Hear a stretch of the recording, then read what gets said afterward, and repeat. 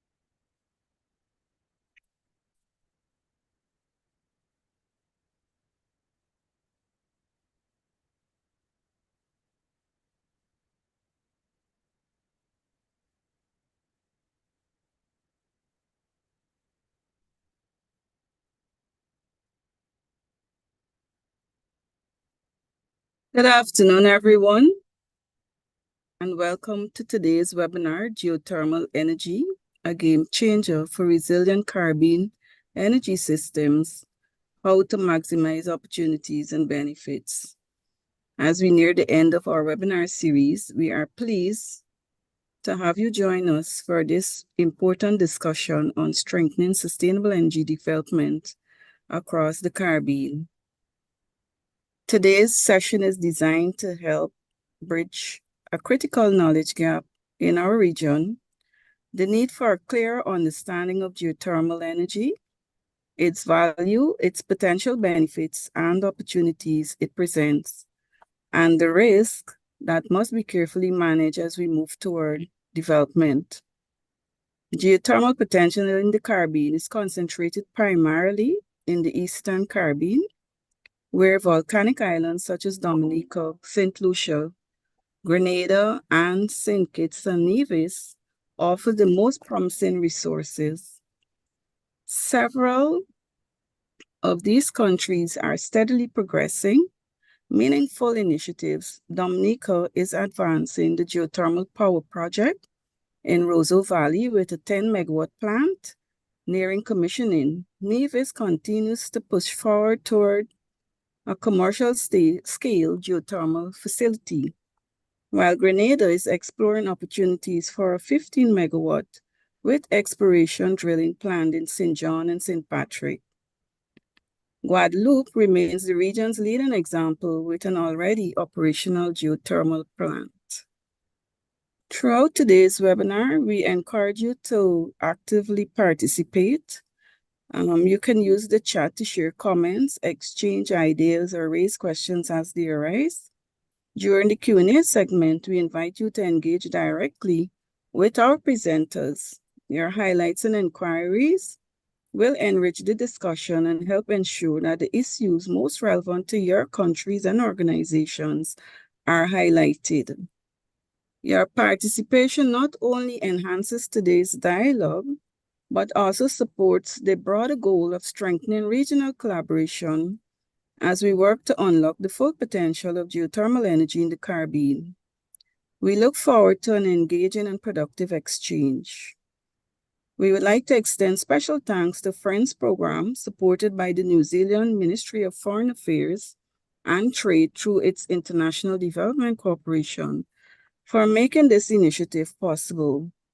Presenting in today's session are Mr. Alistair Brooks, Friends Lead Advisor, Mr. John Gillian, Friends Delivery Manager, and Mr. Joseph Williams, Friends Consultant, Co-Delivery Manager, who will serve as the moderator. It is now my pleasure to formally introduce our moderator for today's session, Mr. Joseph Williams.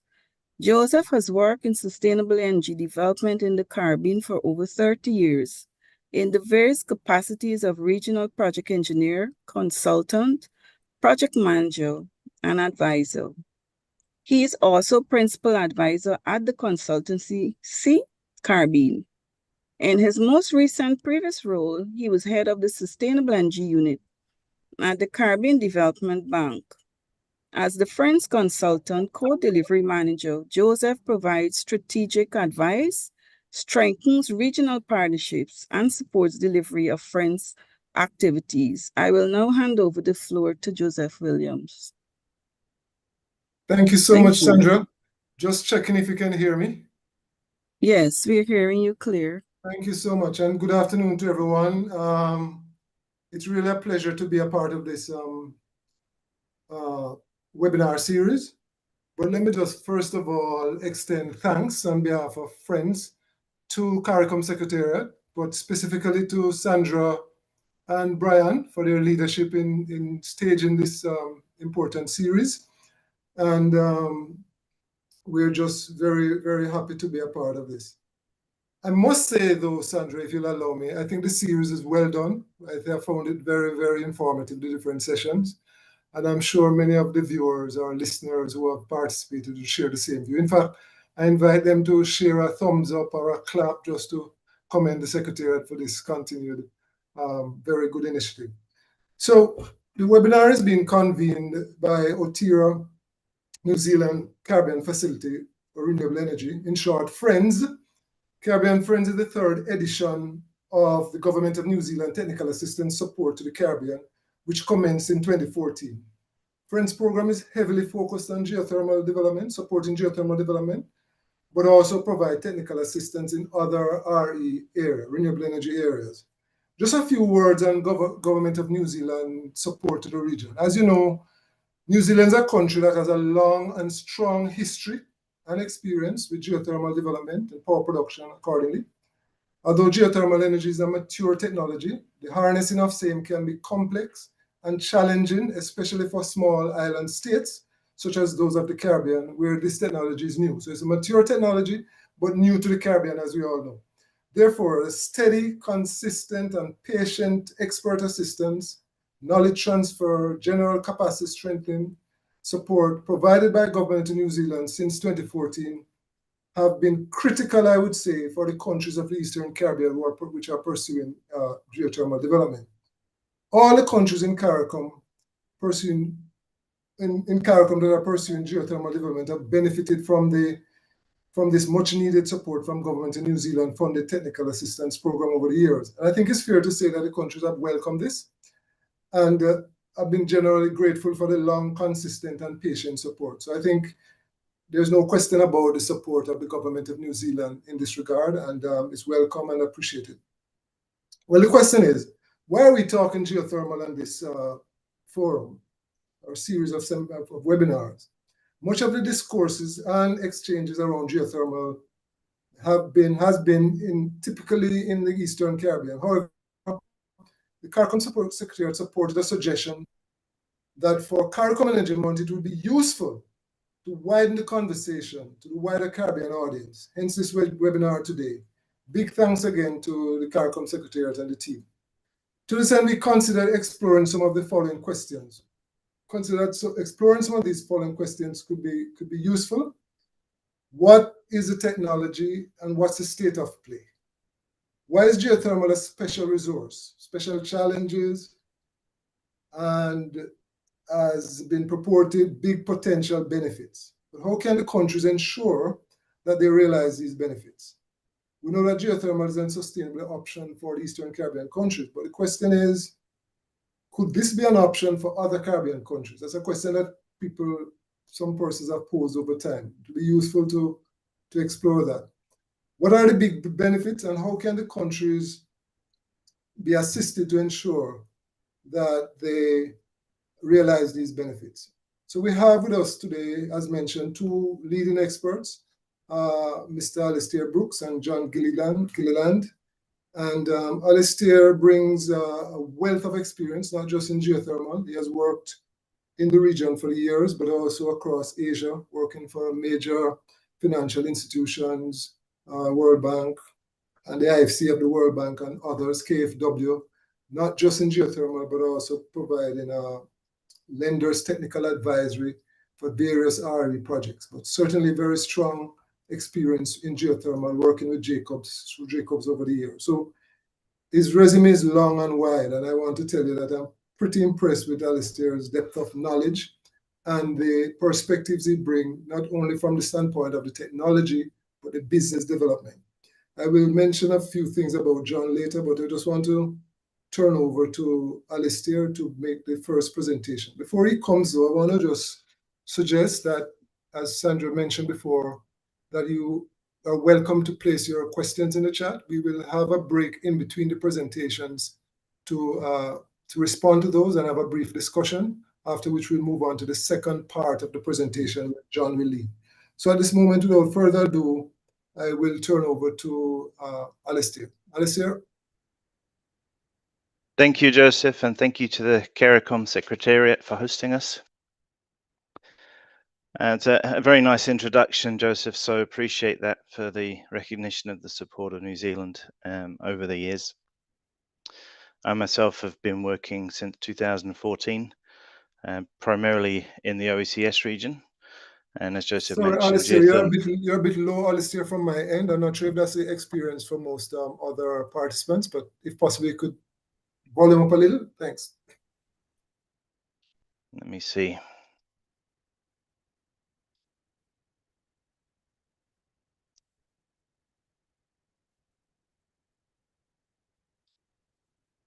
Is that any better? Yes, yes. A little bit. I'll try and talk louder. So let's dive in. As Joseph mentioned, we look really a little bit more broadly today. The first part of this presentation is looking at the broader aspects of geothermal energy, both to help inform and understand what opportunities there may be for the countries, not only the ones, well, the OECS, but also those outside the OECS. We'll start with a very basic one, and what is geothermal energy? I'm sure many people are aware of it, but the heat which is stored within the Earth's crust and exists all over the world and is hotter in certain places than other. And when you can extract that, you can use that to generate electricity, or you can use the heat directly for a variety of applications. And we'll run through some of those examples.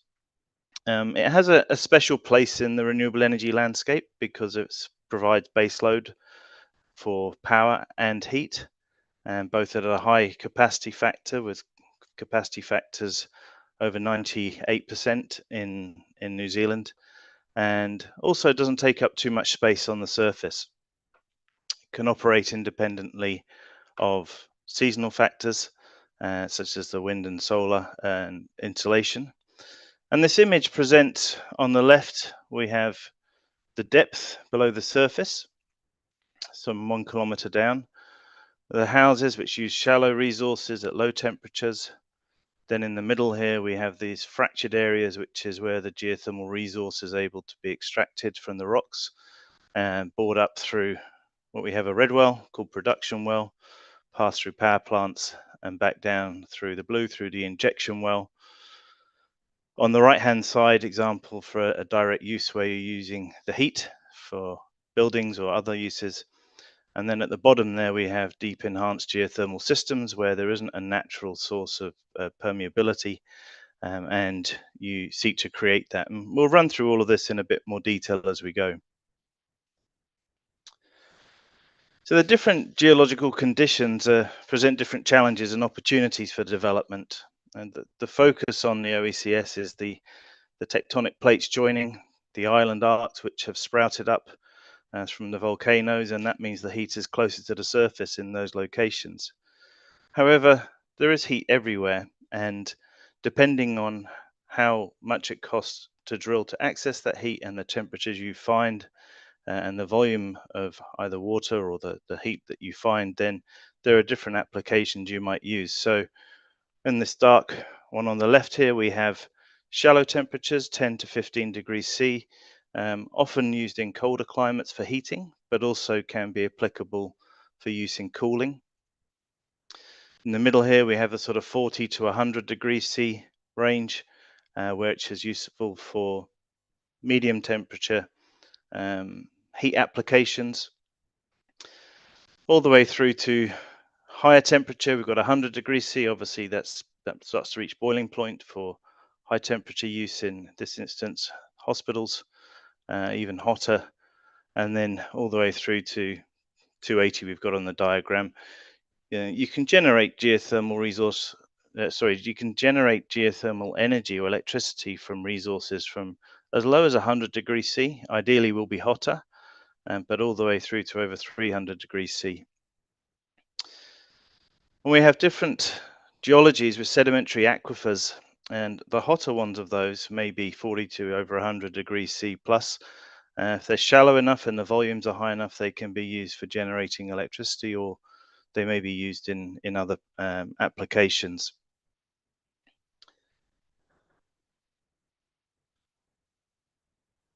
So we mentioned these briefly, and we will look into some more details about the specific uses and examples that we have. So heating and cooling. Sometimes people find the use of heat to cool a little complex, but the technologies are well used in a variety of different industries. We have use for agriculture, both in terms of temperature control, greenhouses, and with drying of agricultural products.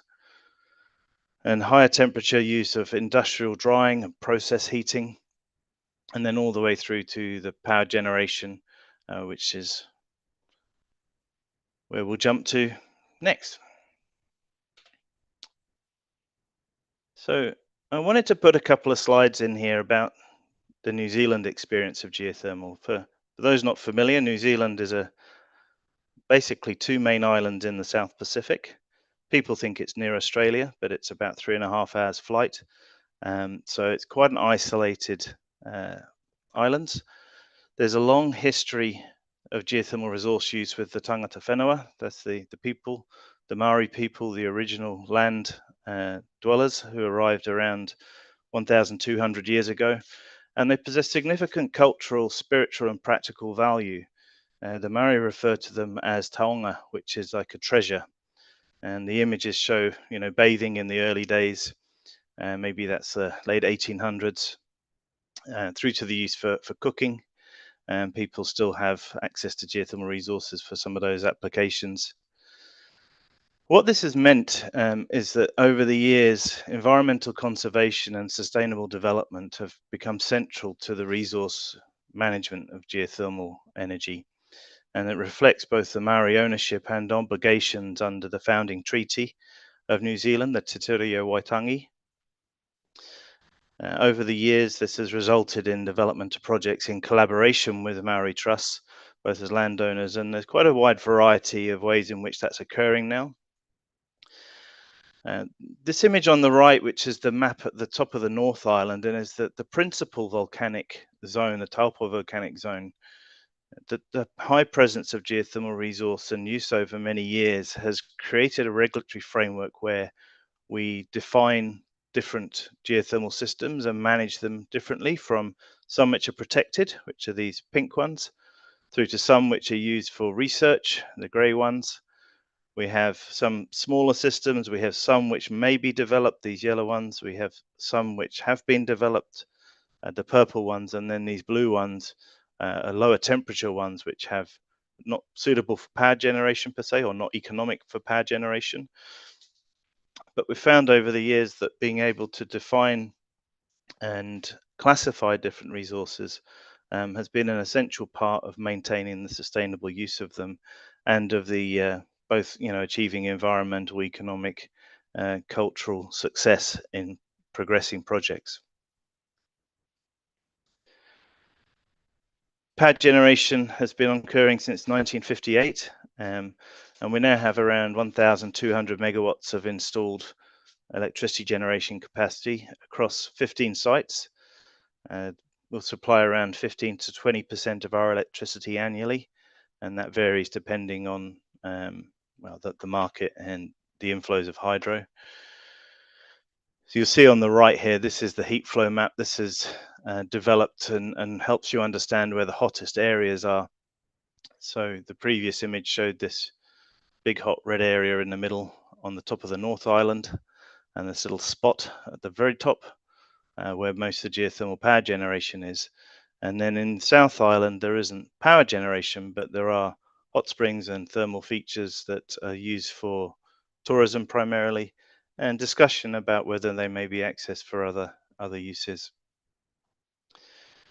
In the middle here, we have a diagram of the different ways in which large-scale geothermal operations have been developed and are operating, from joint ventures between private companies, various private companies, and potentially Maori trusts. We have community trusts, Maori corporations, public companies, and a variety of other ones in between. So quite a rich ecosystem in terms of the commercial structures. And New Zealand's experience has, with it, being a very isolated country, there's had to be some innovative approaches, both in the first instance to access resources, and that's resulted in a strong history of technology development, the pioneering of wet geothermal systems, which are sort of mixed steam and hot water together, drilling innovations, and all the way through now to injection of carbon dioxide and investigating supercritical resources. And we'll talk a bit more about supercritical resources. And the carbon dioxide injection is really, when you access geothermal resources, they have certain chemical, physical properties. And one of those is that they contain gases, and some of which is carbon dioxide. And so as part of New Zealand's mission towards reducing our global emissions, or reducing our emissions, we're seeking to take that CO2 and either re-inject it back into the fields or extract it for use in greenhouses or potentially other uses. And the other side is the power generation, is the heat. And I focused here on one particular complex. There is a geoheat strategy which seeks to use 7.5 petajoules a year of primary energy from geothermal resources by 2030. And that's really seeking to replace the use of coal, to some extent gas. And on the left here, we have geothermal power plants, and they're providing steam to some of the wood product manufacturers, creating pulp. We also have a dairy factory that's creating butters and dairy products. Salio is producing toilet tissue. And so a variety of uses to replace fossil fuels with geothermal energy for producing products. In Taupo, we have Nature's Flame, where the heat is used from geothermal and 20 megawatts thermal to create wood pellets, or to support the development and creation of wood pellets. And in turn, that has helped to dairy factories replace coal and reduce their emissions. These are fairly large operations, and one of the ideas which is coming to fruition now is Hiahi Eco Industrial Park, whereby geothermal heat is provided and sold as a utility to small and medium enterprises with up to 16 sites available, the first one being a fertilizer manufacturer. And then we have Mokai, which is a trust, a Maori trust, and has power plants, large greenhouses, a milk processing plant, and a plant nursery. Now, all of these are focusing on the industry, power generation. We haven't mentioned the tourism angle. There's also a rich industry around the use of geothermal resources in tourism.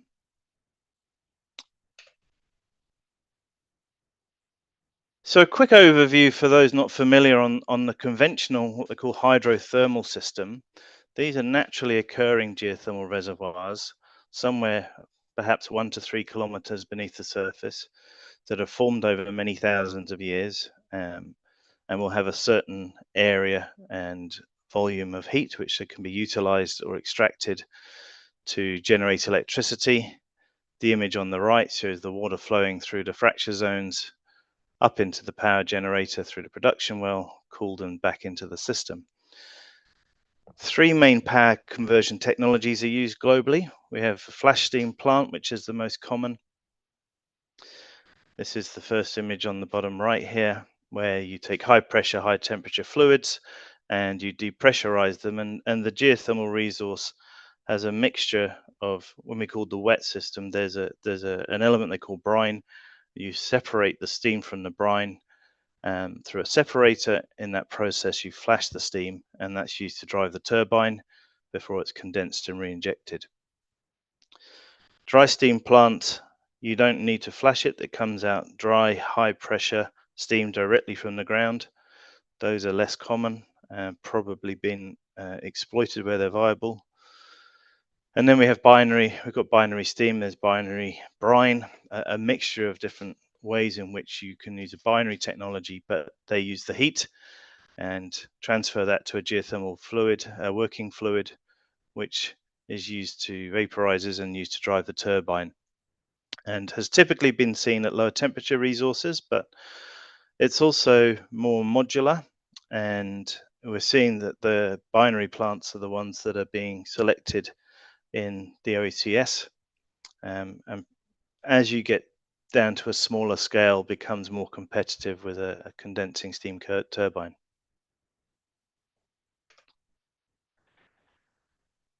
So a quick touch on the global generation of electricity. This is 2025. Think geoenergy is a great resource if people are looking to find out more or get regular news. We have 35 countries producing electricity, although the top 10 count for 93% of the installed generation. So these are megawatts here. What I think is important for the CARICOM region to understand is that these are not all, highly developed countries. Indonesia has been a long, slow, gradual process, has huge potential for geothermal energy and may well sit at the top of this tree in a few years. The Philippines, again, a long history in geothermal development. A lot of this started in the 1970s when there was an oil crisis, and some of the oil companies diverted their attention to using their drilling knowledge for geothermal expertise. Turkey's gone accelerated greatly in quite a short period of time to become one of the greatest suppliers. Then we have New Zealand, Kenya. Kenya's geothermal history is very fascinating. There's a large resource through the whole Rift Valley up into Ethiopia and down into some of the other countries around there, but that is now supplying around half of their electricity, with many more projects to go. And then we have some of the other well-known ones: Mexico, Italy, Iceland, Japan, and then other.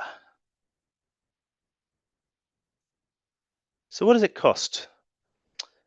Lazard here produces costs on an annual basis, and I thought it'd be useful to show how the capital costs, so at the bottom we have capital costs in dollar per kilowatt, compare with some of the other renewable energy technologies. And what we see is the utility scale solar and wind are the cheapest, and this will keep shifting, particularly onshore wind. And geothermal sits in a relatively high cost of sort of $4,000 to $6,500 a kilowatt, or $4 to $6.5 million a megawatt, and it may even be higher than that in small applications. But you see that's broadly comparable with coal on the lower side of the nuclear energy generation. But it does indicate that, it's capital intensive. There is a long process and a lot of money required to access those geothermal resources. However, when you look at this in terms of a steady supply of electricity, we can look at the levelized cost of energy in dollars a megawatt hour. And we see that it, sitting in the middle there, remains competitive with many of the other options. When you're able to provide electricity for 98% of the year, that capital cost is able to be recovered. And we're sitting at 6.5 to 10.5 US cents a kilowatt hour. Is reasonably comparable.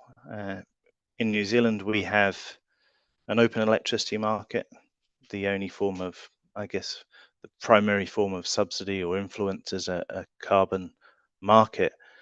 But we'll see that it's a comparable cost for many of these. We have PV storage, solar PV and storage. Obviously, we see storage price coming down, but still, can be relatively costly compared to a geothermal option.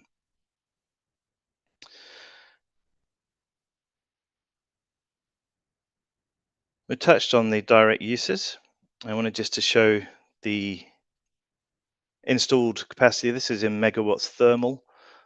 This one's a bit old from 2019, but and it doesn't include ground source heat pumps, but we see China as the main user of direct use energy, primarily for heating buildings. So you're taking the hot water up and passing it through a series of buildings, could be homes or apartments, could be hotels. There's examples of casinos in the US, even hospitals. I think the important part to note on that is it's expensive to retrofit, and doing it from the start is going to be the lowest capital cost option. And then we talked a bit about the process heat. So we see also Turkey has a lot of direct use, Japan, Iceland, Hungary, and we'll have a look at a slide in a minute to see where we think the market may go. So when we look at the generic uses, this slide on the left, the graph at the top has generic uses. We have adsorption refrigeration, utilizing temperatures sort of 50 to 80 degrees C, sanitary hot water. Then we have absorption refrigeration, which is starting to use the higher temperatures, and then process energy, which can use anything from 10 degrees up to over 200. These examples are a little bit New Zealand centric because we have wool scouring, honey processing, and horticulture. All the way through to biofuel production, we have food and beverage manufacturing or processing, including brewery, rendering of tallow, and then some of the other ones I've mentioned, timber drying, pulp and paper, and dairy processing. And then we're utilizing resources. There are a variety of ways in which you may strategies. You may have closed systems, you may have open loop systems whereby you're directly extracting it. That comes with its own set of challenges in terms of managing the resource and the subsequent disposal. We've touched on the production, geothermal and cascading uses. There are options for hybrid installations where you may combine geothermal and wind or geothermal and solar. That will be primarily driven by market factors. The ground source heat pumps we mentioned are closed loop, shallow, within 30, 50 meters of the ground. And in some instances, the repurposing of abandoned oil and gas wells.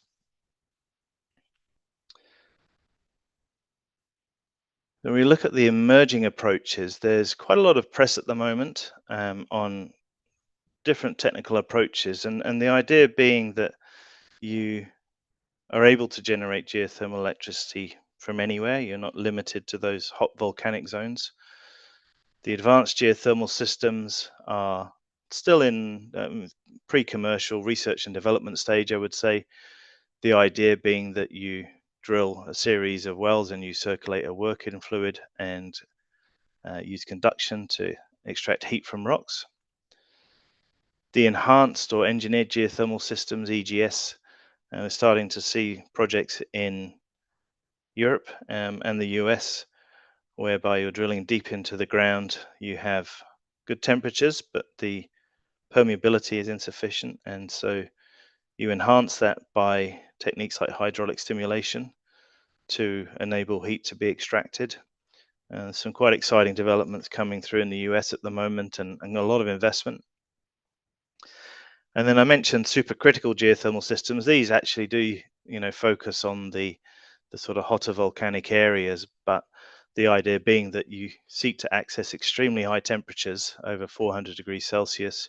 You may have to go down to 5 kilometers or more.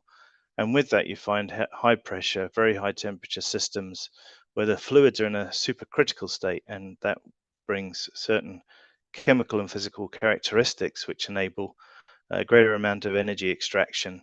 There's obviously some technical difficulties drilling to that depth and at those temperatures. And the government of New Zealand has just put aside 60 million New Zealand dollars to investigate and prove the concept of these. So could be a really exciting high energy option there. And the last slide is the global market potential. This is from the International Energy Agency.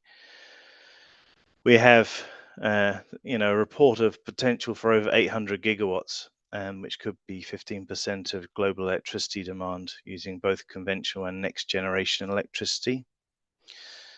The indication is to achieve that, much of that would be in China, the US, India and Asia. We may see that change a bit over time, but that's their prediction. And then the industrial heat at the top, again, we see China leading the way, but also Europe playing quite an important role, and the rest of the world in terms of utilizing geothermal energy for industrial heat. So that's the end of the presentation. Happy to take some questions. Have a chat. Thanks, Alistair. Can you hear me? Just checking. Yes, I can hear you. I'll stop sharing. Thank you so much. So thank you much for that great presentation. I know it's a lot to cover in a short time, so you did a great job in condensing so much material. So I appreciate that. So we want to open the floor for any question. We have one or two questions in the chat, but I'll give, first of all, any one of the participants want to just open your mic and ask a question, just give you a chance to do that. While you do that, or while you contemplate that, I see there's a question from Bertil. Dr. Bertil was asking if there's an electrical connection between the islands. Bertil, I wasn't so sure when you said the islands. It means we're seeing your to. screen, John, by the way. Between the North and South Island of New Zealand, there are, I think that's what you're referring to, Bertil. The majority of the power generation, or a large amount of it, more than is required in the South Island, comes from hydro resources. And we have 3 HVDC lines. I'm not sure the capacity. I think it's 1200 megawatts to transfer power from the south to the north. Right. Thanks. Thank you. So did you indicate a distance though, Alistair? That's one of the concerns when we talk about interconnection in the region. And can you speak to anything of the depth of the trenches? Deep and far. No, I don't know how. I don't know the details of the depth. It is actually quite a deep passage, that one. The distance, tens of kilometers. Sort of a 2-hour ferry ride between the islands, to give you an indication. Right. Thanks. My screen just got stuck, but there was a question in the chat about can't seem to access it. No, I'm not sure what's happening. About developing geothermal energy in regions that are non-volcanic regions. If heat is available everywhere, why you don't? Is it possible to see projects outside of volcanic regions? And are there any examples where they have that globally? I think that's what I remember of the question. I'll try and put it. Go ahead if you can. Short answer is yes. And I might ask John to come in as well for some other examples. But the key is how deep you have to drill to get to what temperature, and that depends on the rocks as well as the kind of the depth of the crust at that point in time. So the economics of it will depend on how much heat you can get, how quickly, and how easy it is to extract. There's examples in many places in Eastern Europe. You saw Hungary on there. Hungary's not in a volcanic zone, but it does have elevated temperatures and hot baths. We see some different sort of volcanic zone. Do you want to add to that, John? Yeah, sure. I mean, you covered most of it there, but yeah, there are some examples outside of volcanic systems. I'll talk a bit about that too in the upcoming slides. But Yeah, I mean, throughout Europe, geothermal is used quite extensively, right? And you saw China on the map too, even though there are some volcanic systems there. A lot of the geothermal uses there in places like, in places like China and places like France, Germany, those types of places.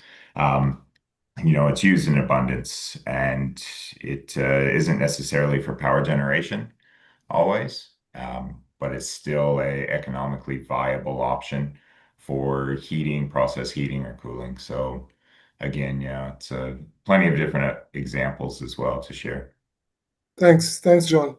We're going to move on to the second session, but we'll take the rest of the questions, any other question a bit later. But on the interim, we have a very, very brief survey, I would call it. We call it poll question. It was really a survey, just about 5 brief questions. We're happy for participants can just quickly tick those boxes. I think it will, Brian, I think the survey question will be sent to each participant. Not sure how, but we'll be happy if a participant can just give us some quick responses to those. We want to see if we can just be guided as we move forward in any future sessions. So thanks. We ask you just to spend a minute. It wouldn't take you more than a minute to look at that. In the interim, I'll just quickly introduce John, who is our co-delivery manager for Friends. John Gilliland is a geothermal engineer and project manager with over 15 years of experience leading multidisciplinary teams across Pacific, Southeast Asia, East Africa, sorry.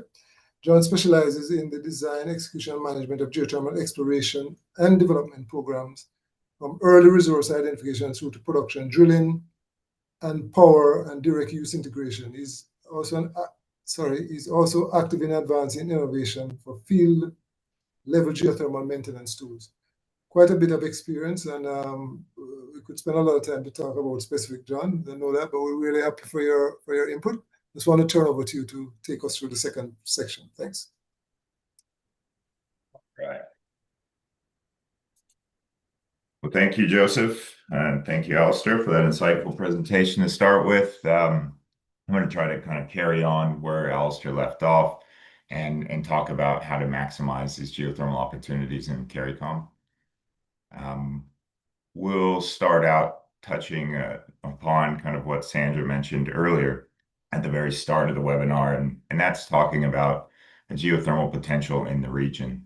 And as many of you know, throughout the Eastern Caribbean states specifically, it falls along that kind of high enthalpy volcanic setting where there's an abundance of geothermal potential there. Right. So, I mean, again, as Alistair mentioned, why are we talking about geothermal here? Why is it relevant? As many of you know, throughout the CARICOM states, there's high electricity costs, right, which rely mainly on imported diesel, right, and other fuels there. This leads to some of the highest tariffs globally, which has been one of the focal points of this webinar series and this CARICOM Energy Month, right? Those electricity prices are exposed to oil price volatility, shipping disruptances, affects households, it affects tourism, it affects all the different industries across CARICOM, right? There's also, the climate and development commitments that have been signed, and they have relatively ambitious targets throughout all the different states, right? So meeting these targets requires somewhat of a firm and reliable renewable, something to complement solar, wind, and other renewable options. So why is geothermal important there? Alistair touched on this already, so I won't belabor the point, but really geothermal offers this a strong baseload, low carbon electricity, and potential direct uses really to offset energy needs.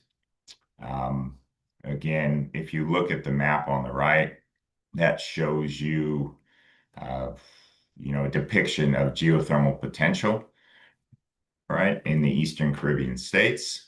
As you can see, these numbers are quite large and somewhat debatable depending on who you talk to, really.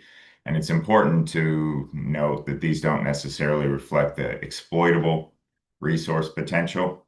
The difference being is that, the amount of geothermal energy that can be produced in an economically viable fashion, right? So some of that geothermal resource might be in a protected area. It might be, in a place that's inaccessible, like on the top of a volcano, for example, or even offshore. So, important when we understand the resource that we look at what is exploitable and what can be done so in an economically viable fashion. But if you look at in the image in the bottom right-hand side, see a picture of Jamaica there. So the question was asked about countries, that may not fall in that kind of high enthalpy volcanic setting. Jamaica, for one, has a number of different hot springs, right? And these have relatively high potential, right, for doing a number of different things, whether that be a kind of a low grade, low temperature power distribution, but more so for direct use potential, right? As Alistair mentioned, bathing, tourism, agriculture, or other industrial uses. These are all things that could benefit the country and could reduce energy dependency. Belize, Haiti as well have that potential. Carrying on, so what is the process that we go through? There's typically about 5 phases of geothermal development. That's from the early screening and the surface exploration all the way through to drilling, basically accessing the geothermal fluids and the construction of whatever the end use may be, whether it be a power plant or a direct use application, and then the long-term operation and maintenance. So we in the industry will say that, we're typically exploring through the first 2 phases, right? So that's your early reconnaissance, that's your desktop assessments, that's some of your non-intrusive geoscience work to collect data sets, to create conceptual models, to doing everything in your power to understand the resource prior to drilling. And then comes kind of the drilling aspect to where you're actually doing more of an intrusive measurement, where you start to kind of do that in either a slim wells or full-size wells to be able to start to access the resource, test the resource, and try to understand how much thermal potential is possessed under the ground, right? And then after that, after you're able to confidently assess the resource, then you can start into your field development. So that's when you start to drill more wells, but you also then start to develop some of your surface infrastructure, right? Now, this is mostly for power generation, what I'm talking about here. However, the steps are very similar to direct use, right? Although mostly truncated, a lot less time, a lot less kind of CapEx requirements for direct use, because everything, again, is a much smaller scale. The wells aren't as deep. Your investigation can be done kind of a lot more in more of an expedited fashion. So, these steps are the same, though, and it's the same all around the world, not just in CARICOM.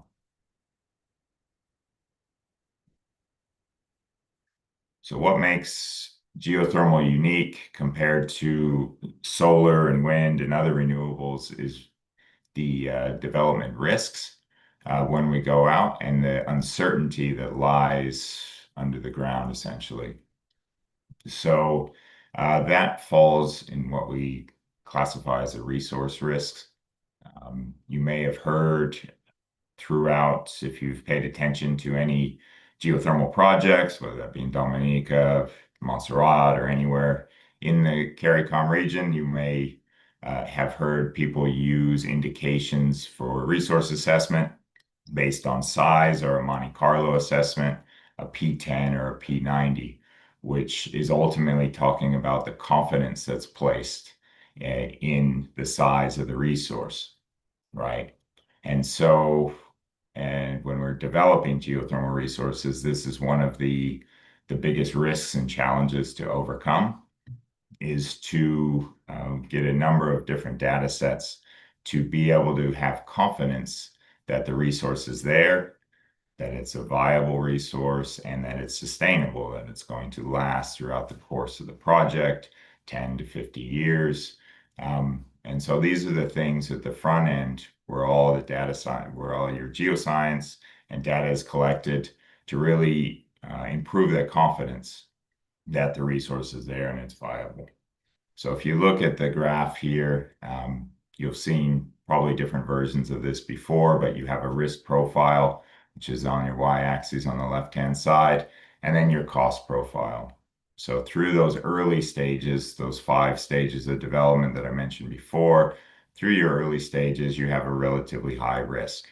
What that correlates to is essentially your confidence in the resource itself.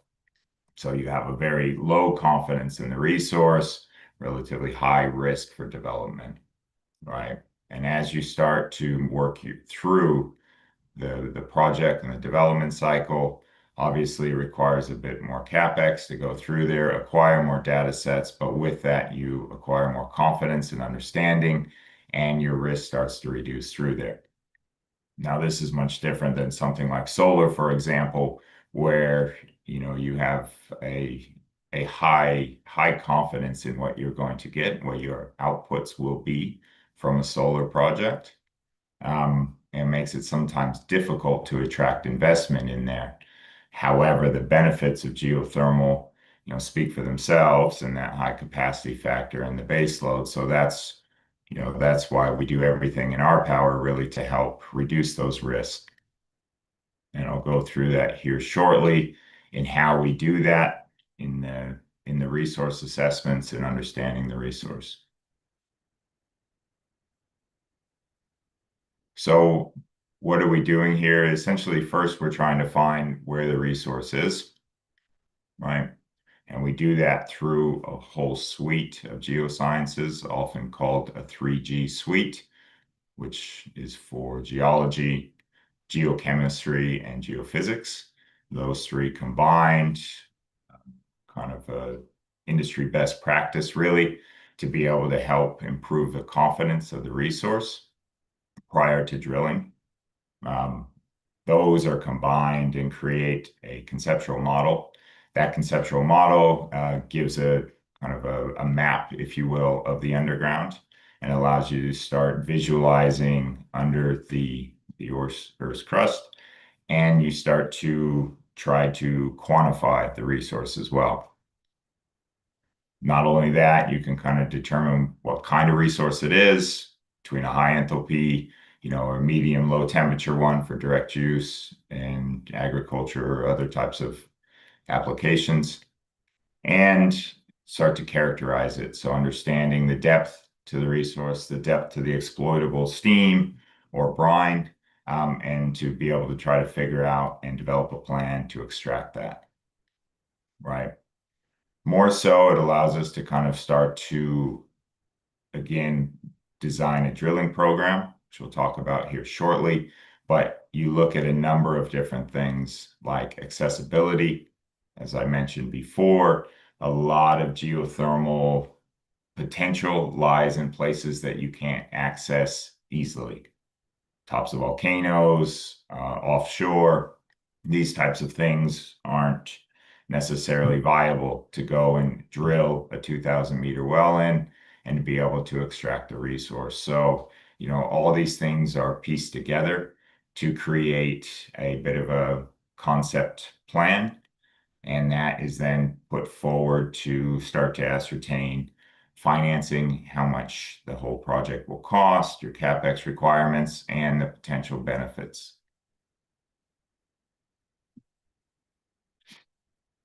Now, what are some of their options to essentially produce from the resource?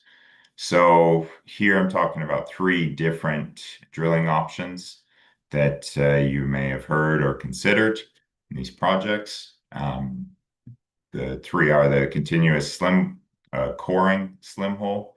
So that's a cored well. It's basically a hollow tube, which is drilled down in allowing the cores to be extracted out. It is a slower process for drilling. However, it provides core samples that come back, which provide a number of different useful applications later on. It's also one of the cheaper methods of drilling. It allows you to kind of drill a number of different wells and do so relatively cheaply to be able to get a firm understanding of the subsurface. There are distinct disadvantages, though, in the fact that it cannot go as deep as some of the other wells and the other methods. Again, maximum depth, roughly 1,500 meters. That is debatable based on your rig type and a number of different factors, but that's just a rule of thumb. It also doesn't have the ability to deviate. It's mostly starts at an angle, from surface, and from there it just carries on with the maximum angle of about 30 degrees. So if you're trying to access a reservoir that you may have to drill down vertically for a bit and then turn around and go to a different direction, that becomes a challenge and not necessarily favorable for coring. The other two we're talking about is a rotary system. So that basically uses a bit at the end of the pipe, which is using a rotational force mixed in with fluid downhole to be able to complete your drilling. Now, there's two different types. There's a slim well and a full-size well, and all we're really talking about there is the size of the bit and the diameter of the well that you're achieving at the end. Now, slim wells, both very similar in application. However, based on just the sheer volume, slim wells use less water, right? They can relatively less expensive because you're using less material and you're also drilling faster, and you have the potential to use a smaller rig as well, which has a direct impact on cost. And again, both these wells, slim wells and full-size wells, can be used to test the brines themselves as well. So whatever is brought back to surface can be tested. And that is the difference that I forgot to mention there with the core wells, and that the core wells traditionally cannot be tested in the same manner that you can do a surface test, bringing your steam to surface. So again, this is mostly in the context of power generation. In direct use applications, there are other smaller wells that are drilled, but typically in direct use, you would kind of somewhat forego the exploration phase of a project. And that means that you would do all kind of surface explorations and followed by a shallow production well, which would then turn out to be your well that you're using for the direct use application. So slightly different in that we'll kind of carry on and continue on with this topic, but just a little bit of, I'd say, quantitative differences really between the three different options. So cost, again, these are approximate costs just based on industry averages. They differ based on regions, right? And access to different infrastructure like rig availability and these types of things.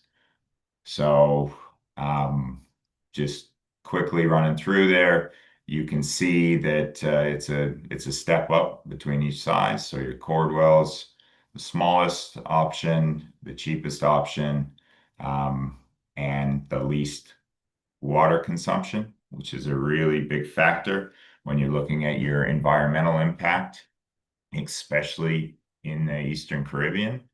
For the drilling, it's a lot of that has to do with meeting environmental kind of compliance standards, and to be able to do so without affecting communities. And it's a really big part of what we're doing here, is to try to make it beneficial for all and really have minimal impact on the surroundings. So, water use is really a big factor when it comes to deciding on which type of drilling strategy to go with.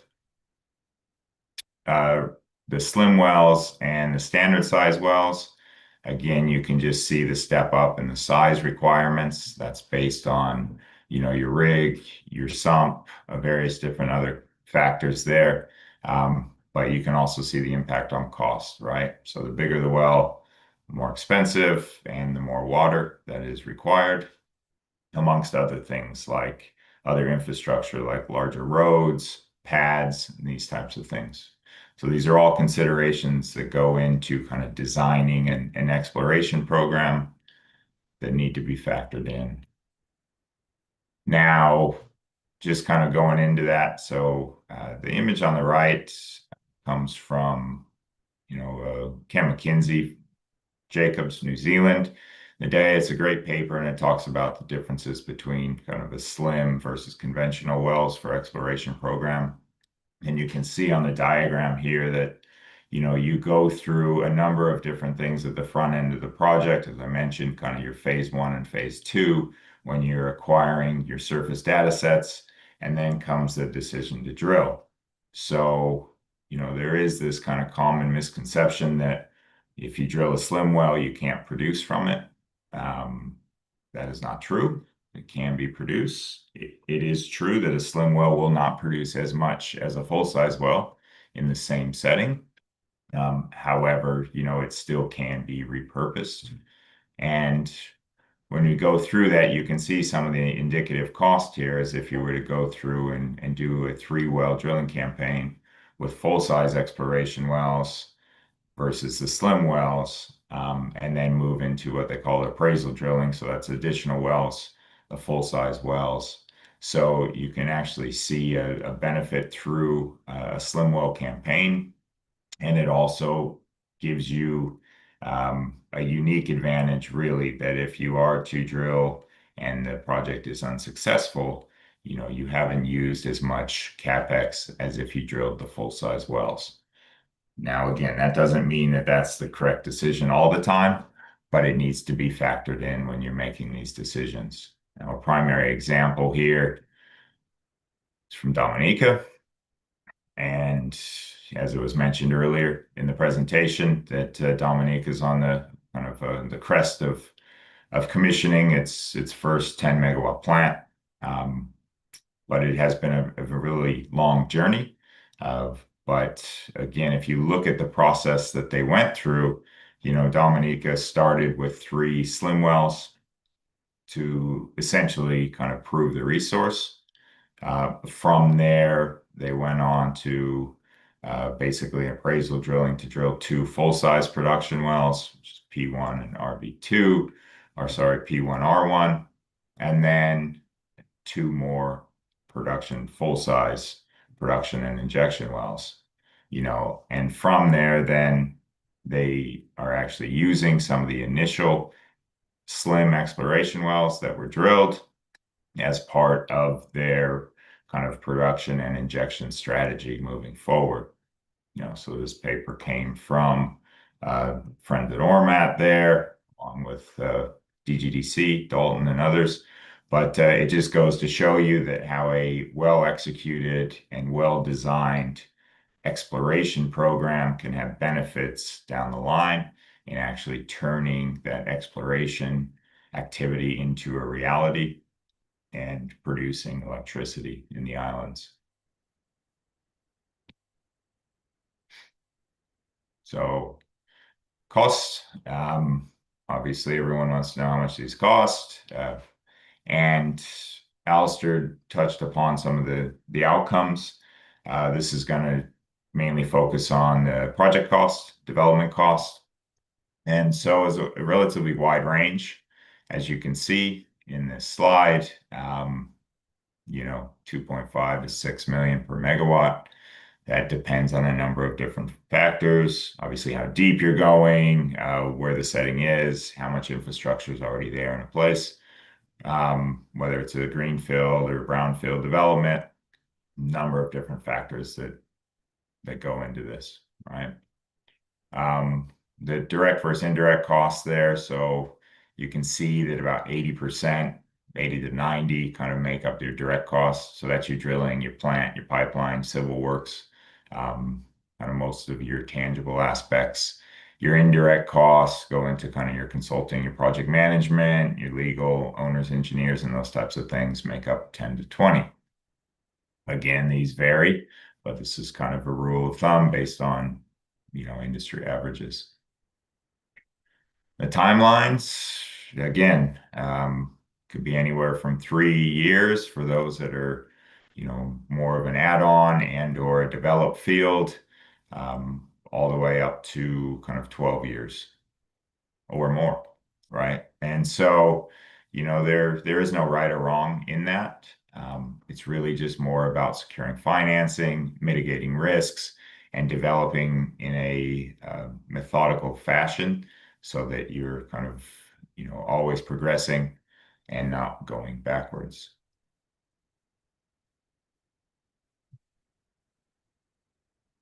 There we go. So what are some of the ways that we can maximize our opportunities and strategies? On the right-hand side, you can see a bit of a Venn diagram, which kind of shows what some of the successful geothermal projects have in common. That's resource optimization, approach, project management, and existing infrastructure. So what I mean by these is that for the resource optimization, it means understanding the resource first and foremost and having a fit for purpose end use, right? So not trying to match the end use to the resource, but really trying to ensure that you understand the resource first and then have an end use that is practical and really matches the resource potential. We hear a lot around the world is that people will say, hey, we want a 50 megawatt geothermal power station here without firmly understanding what the resource potential is. And these are the projects that are most likely to fail, given that, they're trying to kind of have an end use prior to actually understanding what the capabilities of the resource are. So it's really just trying to correlate the subsurface with your surface, and these, produce beneficial results. Next is your approach and project management. So having clear project oversight, having a kind of methodical pathway that we discussed, and making sure that these things are in an incremental approach with firm kind of stop gates in between and hold points just in those decision-making process with flexibility as well, which is sometimes easier said than done. But having some flexibility in to be able to kind of understand the resource and match the resource to your project end goals. And the other one is the existing infrastructure and policy, right? So places to where geothermal's successful has this existing infrastructure and or policy platform that enables geothermal to succeed, right? We see this in places that have access to rigs, capable ports, capable personnel, and this tends to lead to better development timelines, more efficient development, and it ultimately drives the costs down.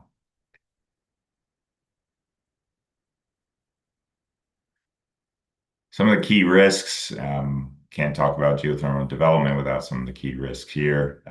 Some of them has been touched upon before. So you have your technical risks and your resource risks, right? And so how do we mitigate these? We've discussed this, but really it's just in a staged exploration approach. It's more robust exploration programs, and it's continuous monitoring, adaptive reservoir management, understanding the resource, and then developing a strategy to exploit it properly. Your financial market risks, obviously there's really high upfront CapEx required with long period kind of ROIs.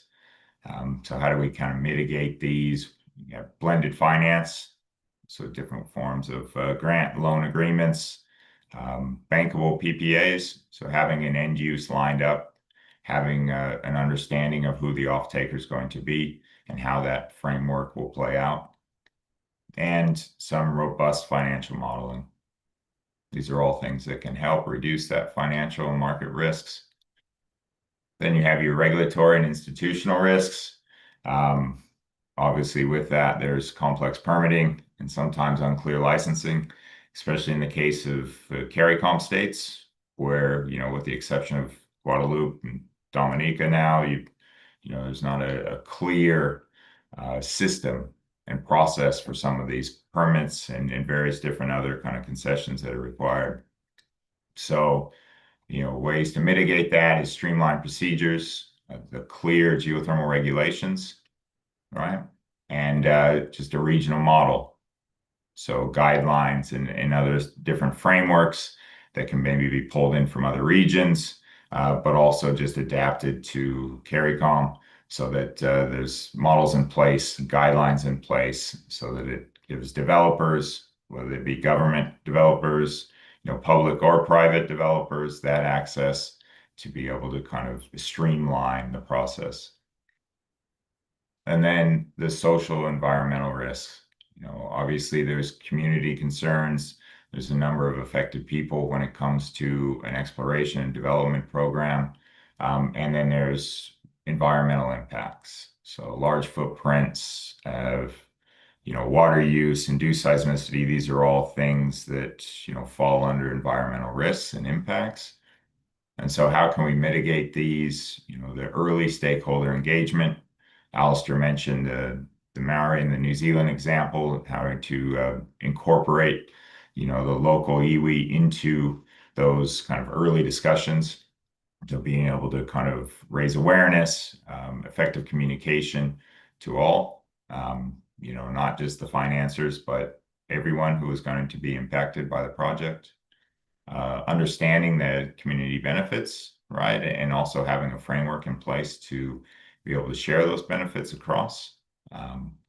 And, having a strong ESIA and that transparent communication, as we mentioned. So that ESIA is required before any kind of geothermal development, and it should be followed through with mitigation strategies and monitored throughout any project. So again, kind of already covered these, but yeah, your enabling environment. So the government's role, the clear policy. Again, that's something too that can be improved in CARICOM, and there's progress throughout. There's a number of different organizations that are working through that, but just making sure that there is a clear policy and regulation. This helps kind of fast track geothermal. It makes it easier. It makes it easier for investors to be interested. And it gives everyone a clear understanding of how to go about it. It's just one more obstacle in geothermal that can be overcome. So it's really beneficial.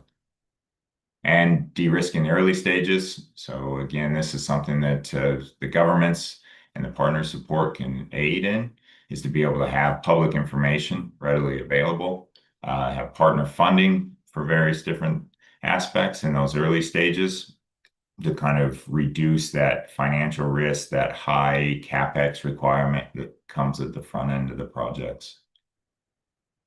And then institutional capacity, again, so really kind of strengthen the network in the region, strengthen that geothermal community and that experience within the region will be beneficial throughout. OECS and CARICOM are already making some headway in this and doing some great things when it comes to kind of industry best practice, learnings across the region. So these are all things that are going to help, to kind of harmonize these standards, but also progress geothermal across the entire region. And the last one was a partner in private sector and communities. So develop these PPAs and these power purchase agreements that are aligned and structured and balanced to ensure that these the benefits roll down into the communities as well as to, governments and private sectors. So this could be, directly through the jobs, through the business participation, or indirectly through various different kind of other incentive means.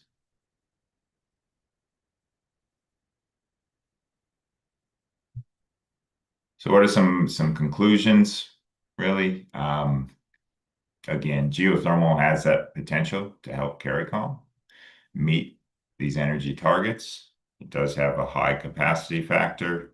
It is a reliable baseload energy source that can complement other renewables in the region. It does have the wide range of applications, from the low temperature benefits, the low temperature direct use, and the high temperature power generation. The technology, as Alistair mentioned, there's a number of different technology out there, and the geothermal industry is developing fast throughout the world. So, CARICOM is really well placed to take advantage of this position and benefit from some of these technologies. And that's not just in the Eastern Caribbean states, that's throughout CARICOM. And, as we mentioned, geothermal development is capitally intensive. It does require high capex upfront, and it can take several years. So it's really important to have that stage, methodical process to maximize chances of success. And lastly, it's to utilize the experience, and to plan and manage developments to overcome all the challenges and risks of geothermal. I'll leave it at that and open it up for questions to myself or Alistair or others. Thank you. Thank you so much, John. It was really great. And again, covering quite a bit in a short time and condensed way. So we appreciate that. Just remind our audience to participate in the survey, poll questions. I think we have to wrap up soon, given our time, but I think there are a couple, I'd say, good questions, great questions, frankly, from the audience. We have Jennifer Britton. Hi, Jennifer. What strategies can be implemented to effectively integrate geothermal energy into existing energy system, sorry? And what role do governments play in facilitating the transition to maximize both environmental and economic benefits? I think you would have touched on some of that, John, in your last few slides, but I don't know if you want to make any comment on that, or Alistair. What strategies can be implemented to effectively integrate geothermal energy into existing Caribbean system? And I guess it's a lot about bringing the projects to fruition in the first place, right? But any comment? When we have two more brief ones. Whereas attracting the initial finance is the hardest part, and doing so at low cost to the people of the country. The earlier you get private sector money in, the expectations of returns carry all the way through to development, and for the sort of relatively small projects and lack of capacity means that the more you can do to get either grants or low cost money in is going to help overcome some of those capital barriers, Right. and make Sure. the projects economic long term. Thanks, which is also critical in the early stages, right? Because that's where you really need to address those high risks. Thanks. Okay, Sandra, what financing mechanism best support the exploratory drilling? I guess you touched on that also, right? Yeah. Any further comment? Is that it? No, I'm more interested in the next one, really, on the pursue shared geothermal drilling programs. And yeah, it's something that's been talked about a bit, but easier said than done. And I say that because the potential economic benefits of a shared drilling program are not easily realized amongst multiple countries, because each project's at a different stage, different laws. You've still got to move the equipment between islands. You end up with different funders contributing to the cost of it, which means different contracts. And I think it sounds easier than it is, and I'm yet to be convinced that the benefits are going to be that significant. I was talking to a drilling supplier, and they said that each drilling rig they have, they'd like to drill something like 6 to 10 wells a year to keep their staff busy and to make the equipment work the equipment as hard as they can, work their assets. And to do 6 to 10 wells a year in the Caribbean is probably unrealistic, given that over the last 20 odd years there's been maybe 15 wells drilled. It's Montserrat, Guadeloupe, Dominica, St. Vincent, St. Lucia, some in Nevis as well. So I think it's probably a red herring. Interesting. Thanks for that perspective. But yeah, for sure. I think we have been at it for a while, so I think it's a reasonable assessment based on the experience. So, Has there's a question here, I would like to us have some more discussion on the timeline. Okay. So he's saying 3 to 12 years that John indicated is more like 20 years, right? Based on experience in some cases. And I guess it really begins. It really depends on when you start the clock, right? Because when in the case of the Caribbean here, there was some very early reconnaissance type work, and maybe that's what Has would be counting in its 20 years. But but yeah, I think it's a point that's worth talking about and understanding the lessons as to how we can do better going forward. So thanks for that. Thanks for those questions, team, participants. Is there an opportunity, Chair, to Yeah, sure. Please clarify go that? ahead. Yes, go right ahead. Yeah, so no, the preliminary work that you mentioned is not really in my recognition of that around 20-year period. For example, in Guadeloupe, which we just visited, we just had the privilege to visit thanks to OECS GeoBuild CDB Finance support. The first well that they drilled over there, which is there's a signpost of it on the site, was drilled in 1969, and the power station was commissioned 17 years later. Okay. And then similarly in Dominica, if you look at their time frame, it's not from the place where they started their preliminary surface-based investigations, which is where I tend to measure Grenada's project from. When you're actually putting some equipment on the ground, doing something that has a particular focus as one of the phases of this geothermal development project. From the place where Dominica started to where they are now, my understanding of that time frame is it's in the region of 20 years, if not a little above 20 years. So, it's an important question simply because we talk about this thing as a game changer, and just the word itself, game changer, sometimes suggests to people that this thing is going to happen within the framework of the game. And, the game framework seems to be a short period of time, but is it really? And I think we need to prepare our constituents, not just the customers, but the people who are supporting this project from above at various levels, that this is not actually going to be a 10-year project. The life cycle of the project is going to be measured in decades, not years. I think that's an important part of the discussion that we need to do a better job of framing. So let me stop there because I know we're running out of time. Yeah, but thanks for that perspective, Az. And my perspective is that, as I said before, it's new for the Caribbean. It's a lot of learning in a very constrained context. And so I would love to think that all that is behind us is really a long stretch of learning.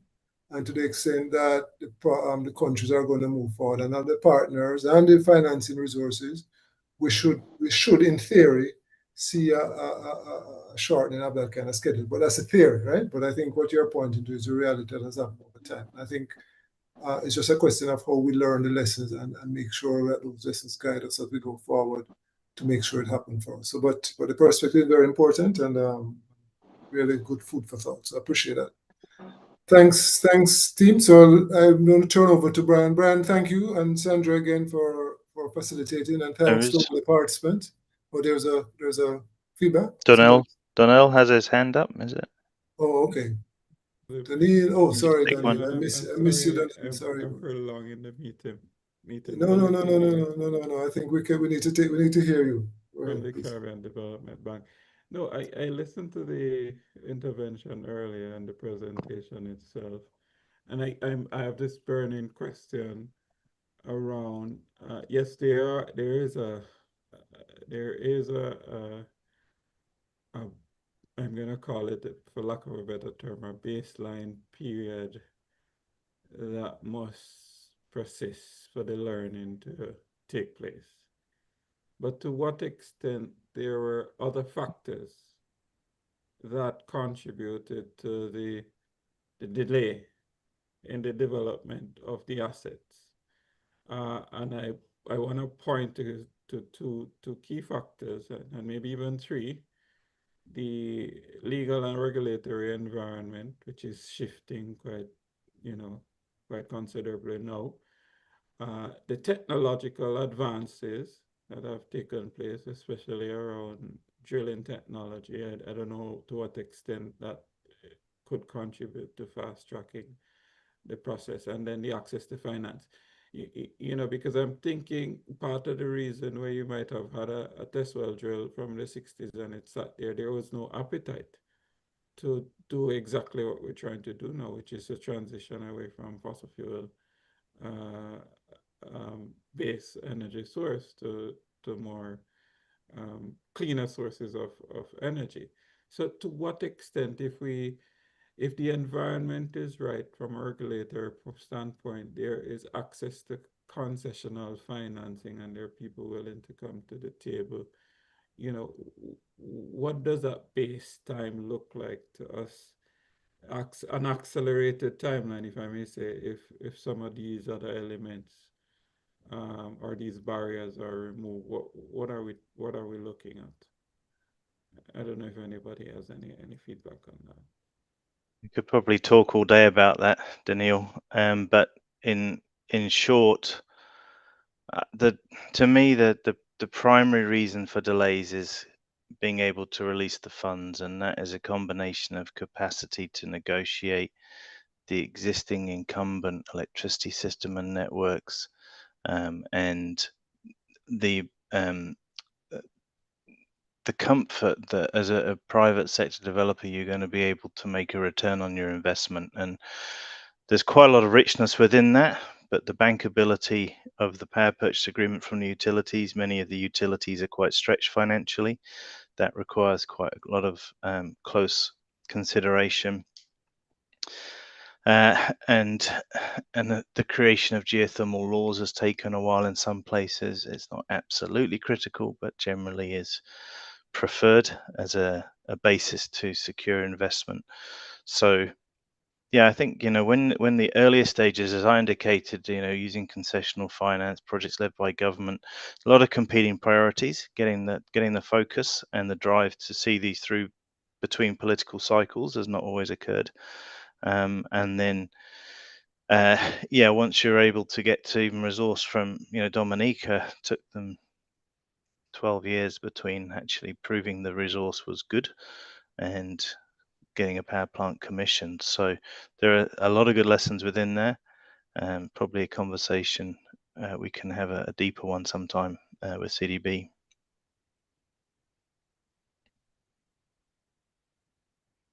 Thanks, Daniel, and thanks, Alistair. I'm conscious that we are well over time, and I see Sandra smiling with me. She has been very patient. So thank you so much, Sandra. I'm going to turn over to you and team now, but really want to thank all the participants, and thank you again for facilitating. Thanks to John and to Alistair for excellent presentation, very timely and well delivered in the context of the amount of material that had to be covered in short time. Thanks. Thanks, Joseph. Yeah, thanks everyone.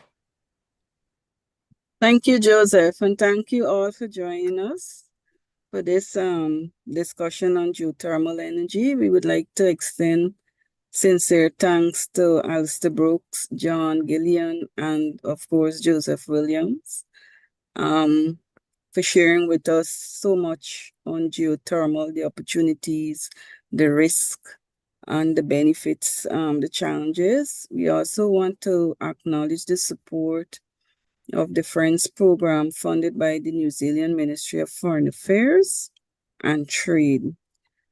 Just an announcement, we're having the final webinar series, Standardization and Interoperability, Powering the Caribbean's EV Future. And this will be on Thursday, the 27th of November, 2025 at 10 a.m. Eastern Caribbean time. We look forward to your participation as we conclude the webinar series for the CARICOM Energy Month. So thanks again for joining us, and do enjoy the rest of the evening. Thanks. Thanks. Bye, everyone. Thanks very much. Bye-bye. Thanks, everyone.